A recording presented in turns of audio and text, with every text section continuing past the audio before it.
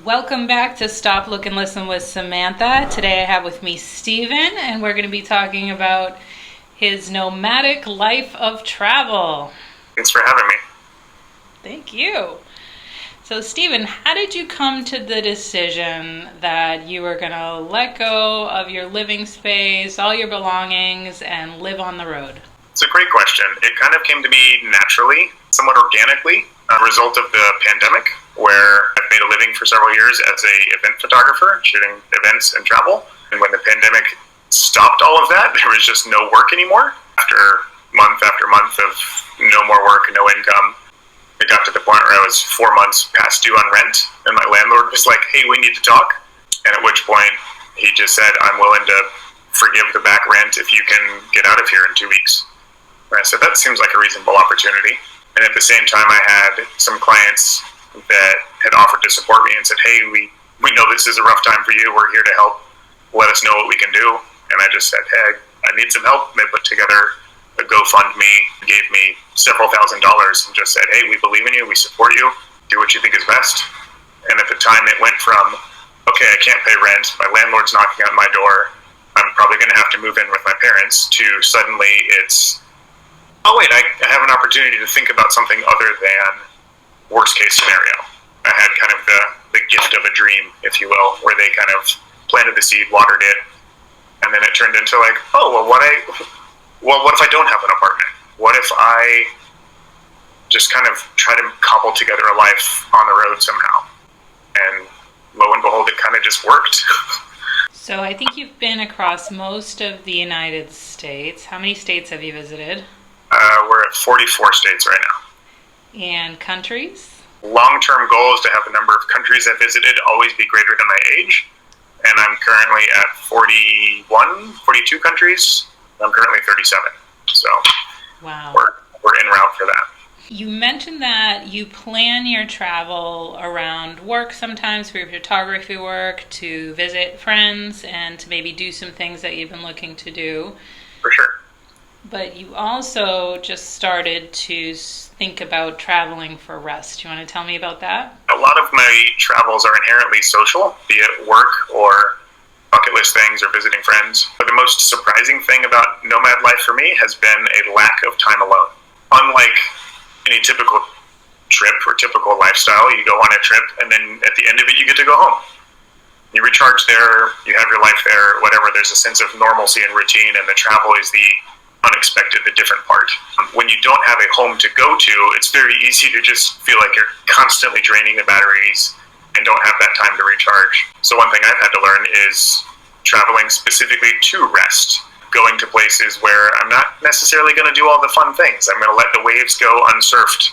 I'm not going to go out and see what's happening in the nightlife. I'm not going to sign up for all the adventures, but I'm there just specifically to recharge, to rest, to focus on whatever it is I need to do to kind of recalibrate. It's a different mindset to be in a place and be okay not doing all the things.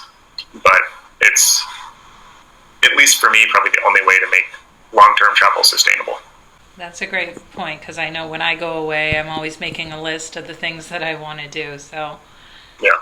You also talked about something that you learned about people's curiosity, because your lifestyle is so different from the norm, that they're kind of taking a magnifying glass and asking you a lot of questions. Tell me about that. For sure. I think everybody has had at least a cursory thought of, what if I just sold everything I own and traveled the world? I think that thought has passed through everybody's brain at some point. If not, you're welcome. There it is. But very few of us are actually going to do it. And so when I meet somebody with that sense of curiosity of like, I've always thought about that, then suddenly I'm kind of, for better or worse, kind of the target of like, so what's it actually like? Tell me about it. How is it doing X, Y, and Z? What are the things that are annoying that you don't really tell other people about? Because it's just different enough, it doesn't blend in with everything else. And so there's a natural tendency to investigate that and to go, what is it about this that's different? And why, and what can I personally learn from that? So I enjoy the questions most of the time. They get annoying when it's the same question over and over. Anytime you're living an alternative lifestyle, anytime you're doing something that's different from the norm, you're going to be under a little bit more, I'll say, scrutiny, and I don't mean that in a negative sense. For better or worse, you stand out, and so people kind of wonder about that. So now you can flip them this interview. So you also talked about taking initiative, planning, because that's something that's constantly changing for you. No one else is in the driver's seat of my life, so if I'm not driving the car, it's not going to go anywhere. For me, it's been an interesting journey to kind of see the times where I didn't speak up, where I maybe didn't take the initiative, and to kind of feel the loss of like a missed opportunity.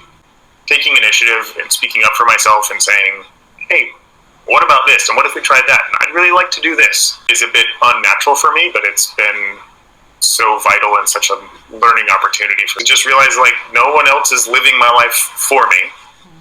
I have to do it however I can, however I see fit, and understand that like if I'm not actively making choices and taking initiative and trying to live the life that I want to, it's not going to happen. And there's both a freedom and like a really annoying responsibility with that. That's a very normal feeling. That's something that I felt myself too, where it feels uncomfortable to speak up, whether it's setting a boundary or saying what you like or saying what you don't like, where you're not sure how somebody's going to receive it, and those feelings that you go through, but it always feels like a sense of relief after you do it, for me anyway. For sure. Taking the initiative, even if the outcome is different than you thought, at least gets you to a place of knowing. Like, okay, I tried something. Maybe it didn't work out, or maybe it did, but at least I tried. I did my part, rather than kind of waiting and hoping for the universe or whatever to show up and to do the rest for you, for me. So. Yeah, that's a great way of putting it. You also talked about what's normal, right? So the definition of what you should or shouldn't be doing. Exactly. Somebody said, normal is just what you know. It's just what you're familiar with. At this point, 2 years of nomad life, it feels fairly normal to me to be like, some days I just don't know where I'm going to sleep at night. Like, that's just a normal part of life occasionally. That's very abnormal for most people. A lot of people are like, oh, so do you have a van? Well, that's not the type of nomading that I'm personally doing. There's nothing wrong with that. There's nothing inherently better about what I'm doing. It's just different. And it's my path, and it doesn't have to follow a particular script. Normal is kind of an illusion. One of the biggest changes for me is just having a healthier relationship with uncertainty, realizing that it's around. Whether or not I am as prepared and planned and organized as I can be, uncertainty always exists. And for me, it's been coming to this awareness and this understanding that uncertainty is not inherently negative. It's just uncertain. It's unknown. The other side of uncertainty could be something really terrible. Well, what if I get hurt? What if I get lost? What if something terrible happens? Sure, that's the uncertainty that a lot of us are like, ooh, keep that away. We don't want that. On the other side of uncertainty, it could be that nothing substantial happened. It could be just totally neutral. It could also be that like something way better than I anticipated happened. And so for me, I kind of almost embrace uncertainty as like just, that crazy friend that is going to do something ridiculous and hilarious, but is also going to do something like a little bit foolish. Having that idea of just like a familiarity and a comfort with uncertainty goes so far when so much of your life is uncertain. Like, okay, well, I might as well get comfortable with the majority of my life right now. It definitely sets you up for having a good attitude about your future no matter what you do once you get used to that feeling. Totally. It kind of goes hand in hand with gratitude, which is a big kind of theme that I've adopted. And it's just that idea that like even on the crappiest days, I can find something to be grateful for. Thank you for sharing your story. Of course. It's very inspiring, and it's just great to hear.